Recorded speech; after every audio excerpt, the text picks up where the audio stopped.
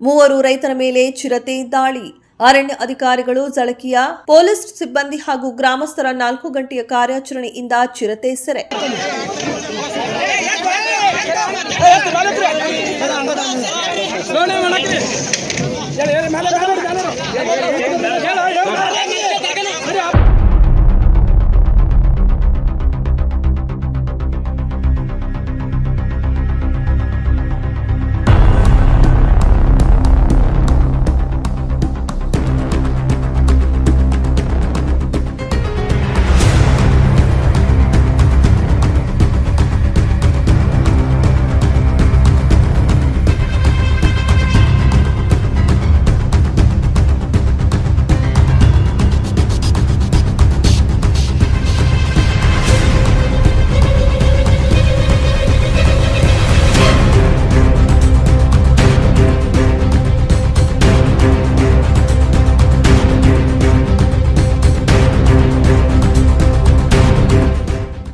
ವಿಜಯಪುರ ಜಿಲ್ಲೆಯ ಚಡಚಣ ತಾಲೂಕಿನ ಮಣಂಕಲಗಿ, ಲೋಣಿಬಿಕೆ, ತದ್ದೇವಾಡಿ, ಹಲಸಂಗಿ, ಗೋಟ್ಯಾಳ, ಏಳಗಿ ಗ್ರಾಮದ ಸುತ್ತಮುತ್ತ ಒಂದು ಚಿರತೆಯ 4 ತಿಂಗಳಿನಿಂದ ಕಾಣಿಸಿಕೊಂಡು ಜನರಲ್ಲಿ ಆತಂಕ ಉಂಟು ಮಾಡಿತ್ತು.